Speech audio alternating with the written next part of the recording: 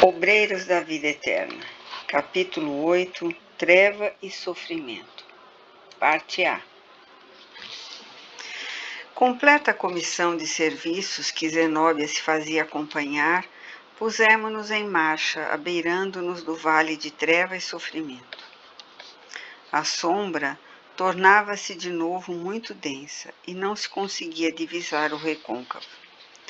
Frases comovedoras, porém, subiam até nós. Dolorosos ais, blasfêmias, imprecações guardavam a ideia de um vastíssimo agrupamento de infelizes se rebolcava no solo embaixo. Os impropérios infundiam receio. Contudo, os gemidos ecoavam-me angustiosamente na alma. Certo, os demais companheiros experimentavam análogas emoções, porque a irmã Zenóbia tomou a palavra esclarecendo. O padecimento que sentimos não se verifica à revelia da proteção divina. Incansáveis trabalhadores da verdade e do bem visitam seguidamente estes sítios, convocando os prisioneiros da rebeldia à necessária renovação espiritual. No entanto, retraem-se eles, revoltados e endurecidos no mal. Lamentam-se, suplicam e provocam compaixão. Raramente alguns deles nos ouvem o apelo. Às vezes, intentamos impor-lhes o bem. Entretanto, quando retirados compulsoriamente do vale tenebroso, acusam-nos de violentadores e ingratos, fugindo ao nosso contato e influenciação. Embora o triste conteúdo da notificação, Zenóbia não fornecia inflamada no espírito de serviço, a julgar pelo bom ânimo que transparecia de seus gestos e palavras. A negação deles, continuou a orientadora, não é motivo para qualquer negação de nossa parte. Lembremo-nos de que o esforço da natureza converte o carvão em diamante. Trabalhemos em benefício de todos os necessitados, procurando para o nosso espírito o divino dom de refletir os supremos desígnios. Façam-se as obras da vida, não como queremos, mas como o Senhor determine. Grande é a beneficência do Pai para conosco. Repartamo-la em serviço de fraternidade e esclarecimento, na harmonia comum. Em seguida, 10 cooperadores, obedecendo-lhe as ordens, acenderam focos de intensa luz. Contemplamos então, sensibilizados e surpresos, monstruoso quadro vivo. Vasta legião de sofredores cobria o fundo, um pouco abaixo de nossos pés. A rampa que nos separava não era íngreme, mas compacto e enorme o lamaçal. Em face da claridade brusca, muitas vozes suplicaram socorro em frases angustiosas que nos cortavam a alma. Outras, porém, faziam-se ouvir diferentes. Vociferavam blasfêmias, ironias, condenações. Recomendou Zenóbia, por necessário ao êxito de nossos trabalhos, nos congregássemos todos em grupo exclusivo, de modo a infundir respeito e temor nas perigosas entidades que ali se misturavam aos infelizes, acrescentando: os adeptos da revolta e do desespero encontram-se igualmente aqui, compelindo-nos à severa atividade defensiva. São pobres desequilibrados, que tentam induzir todas as situações à desarmonia em que vivem. Em seguida, solicitou ao padre Hipólito dirigisse apelo geral, em nome do Senhor, às vítimas do infortúnio, para que considerassem a necessidade da transformação íntima. O ex-sacerdote abriu o pequeno manual evangélico que carregava consigo e leu: na relação do apóstolo Lucas, a parábola do homem rico, que se vestia de púrpura em relegada existência e quando o mendigo changuento lhe batia debalde a porta da sensibilidade. Pronunciou alta e pausadamente todos os versículos, desde o número 19 ao 31 do capítulo 16. Logo após, enchendo o expressivo silêncio, destacou a sentença. Lembra-te de que recebeste os teus bens em tua vida. Constante do versículo 25. E dispunha-se ao contrário quando certos gritos blasfematórios chegaram até nós, ameaçadores e sarcásticos. Fora, fora, abaixo as mentiras do altar. Ataquemos de vez o padre. Estamos bem, somos felizes, não pedimos auxílio algum, não precisamos de arengas. Temos aqui o nosso céu, vão para os infernos. Os adversários gratuitos de nossa atuação não se limitaram ao vozerio perturbador. Bolas de substância negra começaram a cair ao nosso lado, partindo de vários pontos do abismo de dor. As redes! Exclamou Zenóbia, dirigindo-se a alguns colaboradores. Estendam as redes de defesa, isolando-nos o agrupamento. As determinações foram cumpridas rapidamente. Redes luminosas desdobraram-se à nossa frente, material esse especializado para o momento, em vista da sua elevada potência magnética, porque as bolas e setas que nos eram atiradas detinham-se aí paralisadas por misteriosa força. A diretora da casa transitória, afeita a ocorrências iguais àquela, fornecia-nos belo exemplo de firmeza e serenidade. Após organizar a defensiva, fez sinal ao pregador para que falasse. E o padre Pólio, sobrepondo-se aos ruídos e insultos, iniciou o comentário com um empolgante acento. Irmãos, que vos prepareis para a recepção da luz divina é o nosso desejo fraternal. Reúnem-se aqui várias centenas de infortunados companheiros em precárias condições espirituais.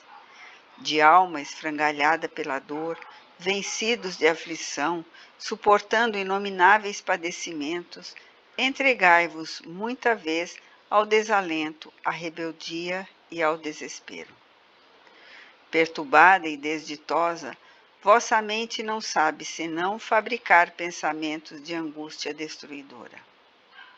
Alegais que as forças divinas vos esqueceram, no fundo das trevas e de negação em negação, transformai-vos gradativa e naturalmente em perigosos gênios da sombra e do mal, personificando figuras diabólicas e assediando indistintamente as obras edificantes dos mensageiros do Pai. Cruéis perversões interiores modificam-vos o aspecto fisionômico. Não vos assemelhais às criaturas humanas que fostes, repletas de dons divinos, e sim a imagens vivas das regiões infernais, infundindo compaixão aos bons, receio e pavor aos mais tímidos. Na lastimável posição mental a que vos conduzistes, e na qual muitos de vós outros perseverais apaixonadamente, sois tão autênticos demônios da perversidade e do crime, que nem mesmo as vergastadas da dor conseguem modificar a boca disforme.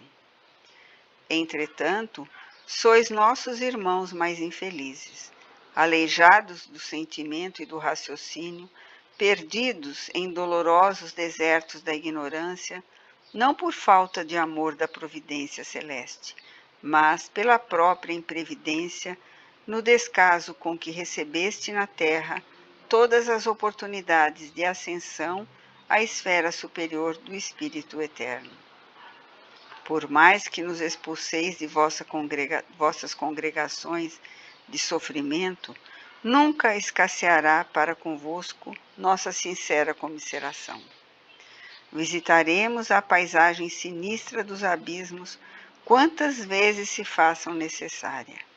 Nunca nos cansaremos de proclamar a misericórdia excelsa do Pai, e jamais se imobilizará nossa mão fraterna no sublime serviço da semeadura, do bem e da verdade. As palavras injuriosas que ouvíamos antes desapareceram pouco a pouco. A franqueza de Hipólito triunfara. O pregador falava com ardorosa eloquência e, possuído de angélicos pensamentos, todo ele irradiava luz. Ante o respeito silencioso que seu verbo inflamado provocara, prosseguiu comovendo-nos. Dominam-vos a inveja e o despeito, a maldade e o sarcasmo, quando não permaneceis aniquilados de supremo terror. Emitis desordenadas paixões entre coros de ironia e lágrimas. Quase todos recebeis nosso concurso amoroso, reagindo impertinentes. Acreditais que somos agraciados por favores indébitos, que somos prediletos dos céus, e afirmais levianamente que privilégios gratuitos nos felicitam a vida. Ó, meus amigos, não vos falará porventura a inteligência da justiça indefectível que rege toda a vida? Somos também trabalhadores a longa distância da última vitória sobre nós mesmos. Encontramo-nos igualmente no mesmo carreiro de redenção. Trabalhamos, lutamos, choramos e sofremos. Apenas diverge de algum modo a nossa posição da vossa, porquanto nós outros, que vos dirigimos a palavra tranquila e fraterna, já iniciamos o luminoso aprendizado do reconhecimento a Deus, nosso Pai, todo poder, justiça e misericórdia, agradecendo ao Cristo, o divino intermediário, o ensejo de trabalho e realização no presente.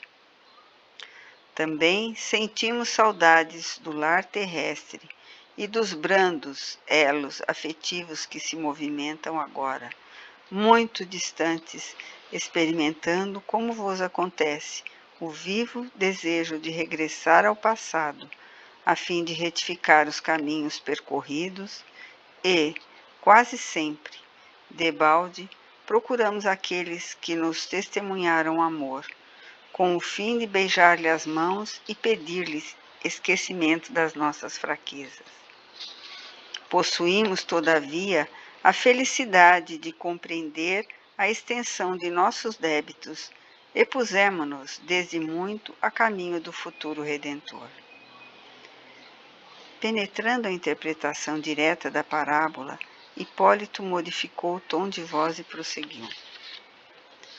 Qual de nós não terá sido na crosta do mundo aquele rico vestido de púrpura e linho finíssimo? Do ensinamento do mestre, exibíamos a roupa vistosa e brilhante do eu, egoístico, ferindo a observação de nossos semelhantes e vivendo o bendito ensejo de permanência nos círculos carnais.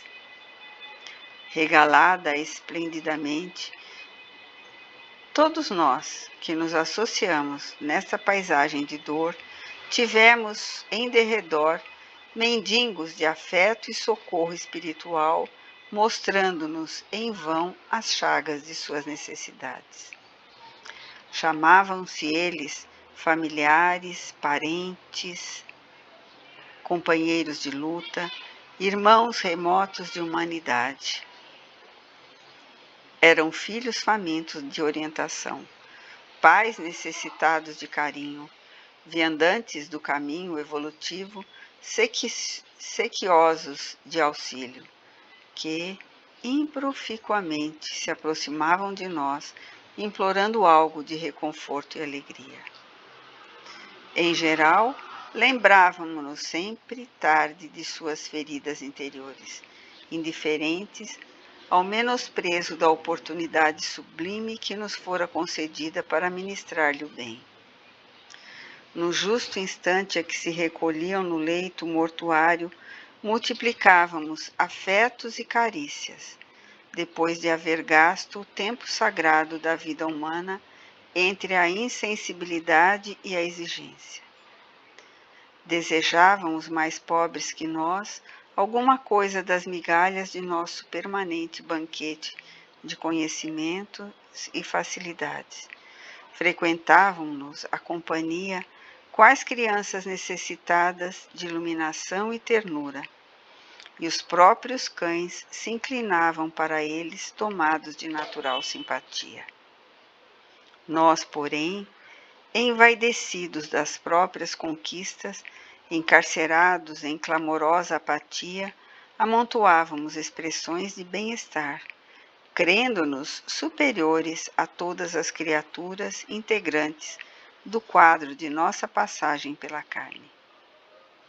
Prisioneiros de nossas criações inferiores, a morte precipitou-nos no despenhadeiro purgatorial, semelhante ao tenebroso inferno da teologia mitológica. Envelhecida e rota a veste rica da oportunidade, ao término do curso de aprimoramento espiritual no educandário terrestre, somos por vezes mais pobres que o último dos miseráveis que nos batiam, confiantes à porta do coração e para os quais poderíamos ter sido beneméritos doadores da felicidade. Viajores na travessia do rio sagrado da elevação, fugíamos de todos os companheiros necessitados. Instituíamos serviços ativos de vigilância contra os náufragos sofredores. Estimávamos, acima de tudo, o bom tempo, as ilhas encantadas de prazer, a camaradagem dos mais fortes, para atingir a outra margem, humilhados e pesarosos em terríveis necessidades do espírito, incapazes de prosseguir a caminho dos continentes divinos da redenção. Sejamos razoáveis, meus irmãos, reconhecendo que esse inferno é construção mental de nós mesmos. O estacionamento após esforço destrutivo estabelece clima propício aos fantasmas de toda sorte. Fantasmas que torturam a mente que os gerou, induzindo-a a pesadelos cruéis. Cavamos poços abismais de padecimentos torturantes pela intensidade do remorso de nossas misérias íntimas. Arquitetamos penitenciárias sombrias com a negação voluntária ante os benefícios da providência.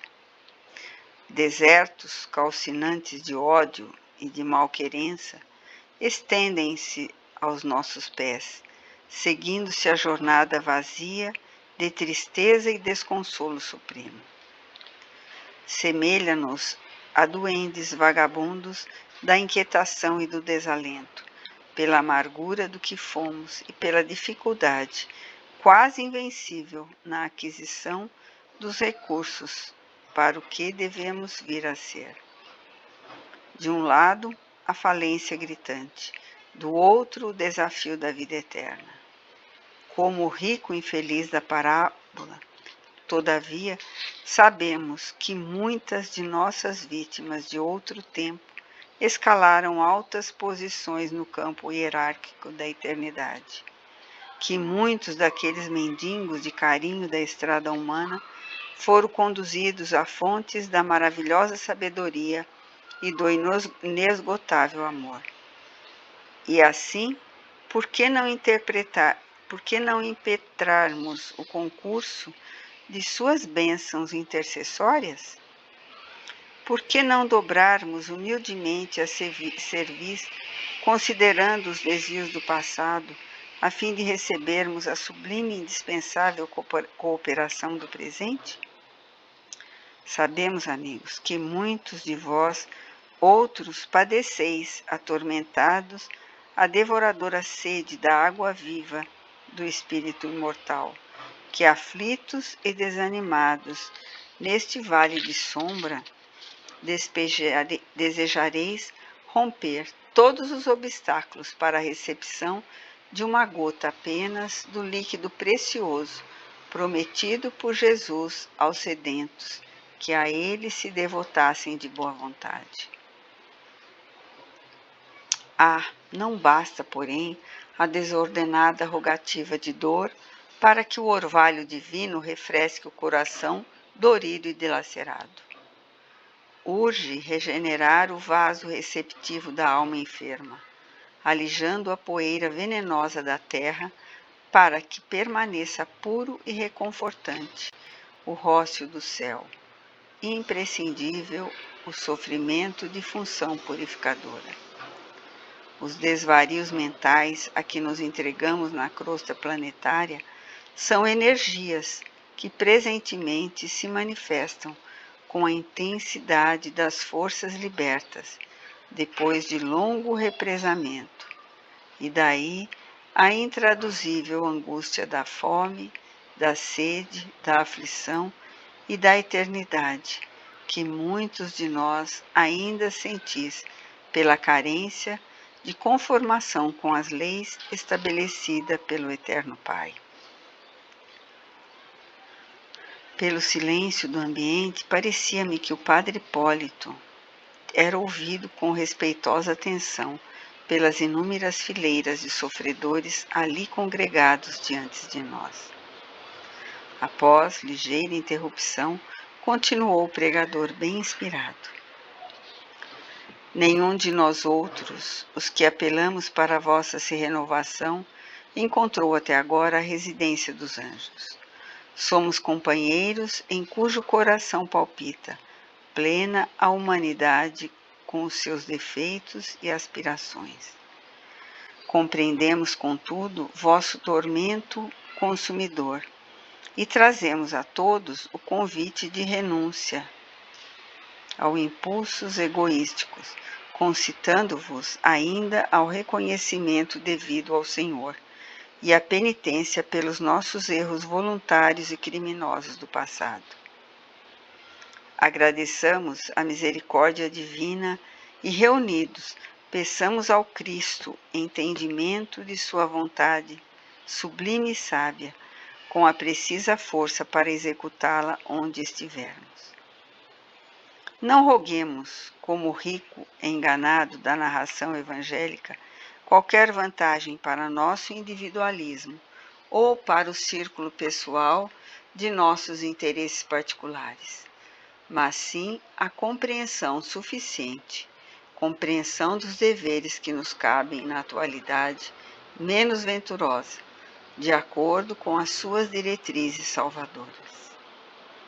E cheios de confiança nova, aguardemos o porvir, em que a terra, nossa grande mãe, nos oferecerá generosa outras ocasiões fecundadas de aprender e resgatar, santificar e redimir.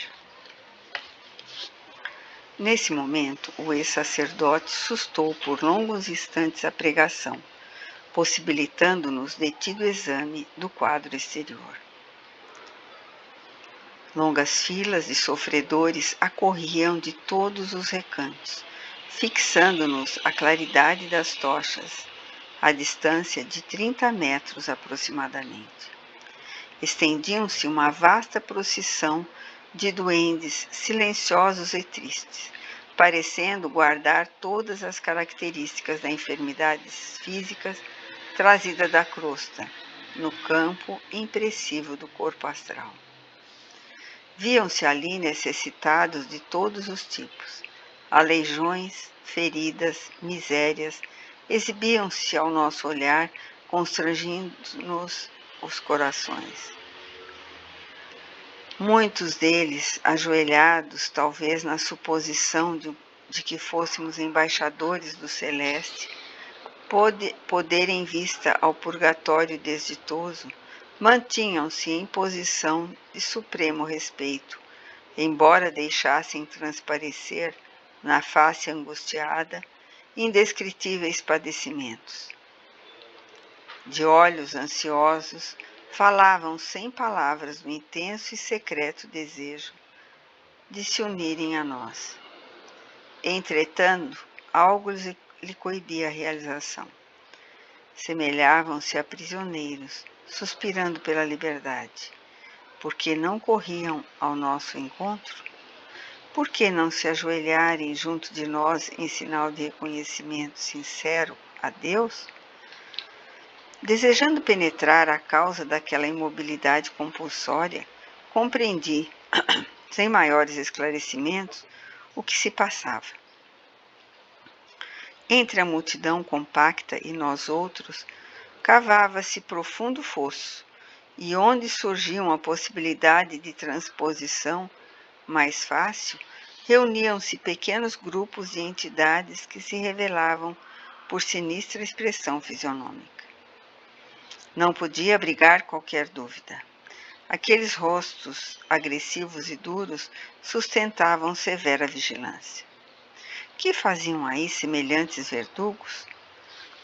Permaneceriam dirigidos por potências vingadoras com poderes transitórios nas zonas das trevas ou agiriam por sua conta própria, obedientes às desvairadas paixões da mente em desequilíbrio? Recordei antigas lendas do inferno, esboçado na teologia católico-romana, para concluir que a fogueira ardente onde Satã se comprazia em torturar as almas devia ser mais bela que a paisagem de lama, treva e sofrimento à nossa vista. Recolhi, porém, o fio das considerações desnecessárias ao momento, compreendendo que o minuto não comportava divagações por exigir contribuição ativa. Prolongando-se a pausa do pregador, uma criatura de rosto patibular gritou em meio a gestos odiosos: "Não pedimos exércitos de salvação, fujam daqui!"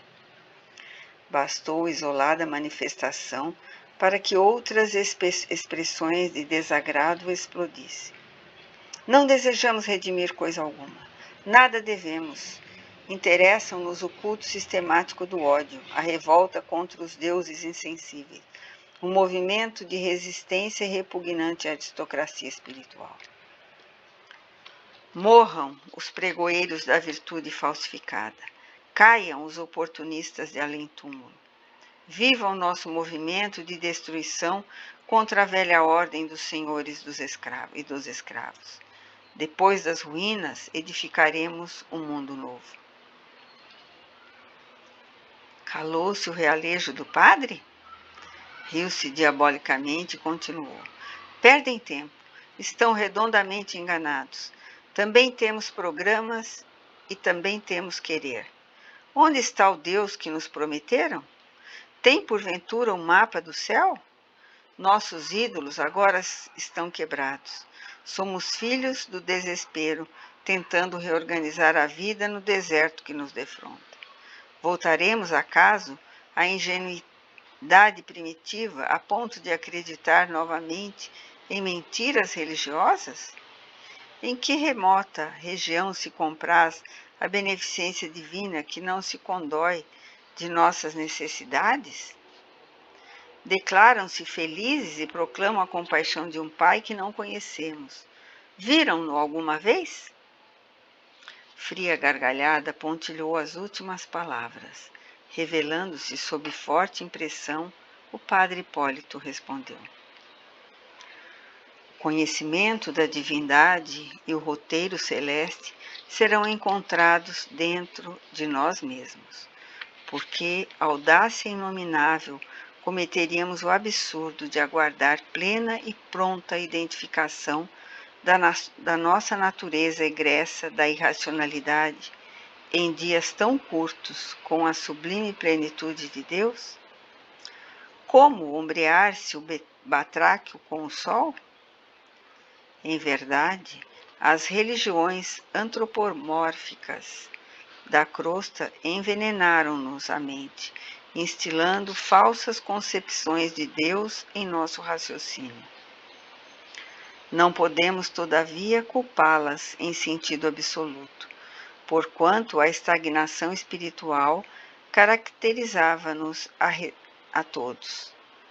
Quando os discípulos se integrarem efetivamente de cérebro e coração renovados no Evangelho do Mestre, será impossível a negativa interferência sacerdotal. O dogma, considerado imparcialmente, constitui desafio e castigo simultâneo. Desafio à inteligência investigadora e construtiva, para que se dilate no mundo a noção do universo infinito. O castigo às mentes ociosas que renunciam levianamente ao dom de pensar e decidir por si mesmas as questões sagradas do destino. Em toda parte encontraremos a sabedoria operante e invisível do Senhor, estendendo-se em todas as minúcias da natureza. Calai, portanto, a vaidade ferida e o orgulho humilhado que vos ditam observações ingratas e criminosas. Detende-vos no santuário da consciência, e não exigireis visões e revelações que não conseguireis suportar. Tomados, pois, de compaixão pela vossa rebeldia e infortúnio, rogamos ao Senhor abençoe a esperança de quantos nos ouvem, famintos de suprema redenção, como nós, diante da grandeza inapreciável da vida eterna.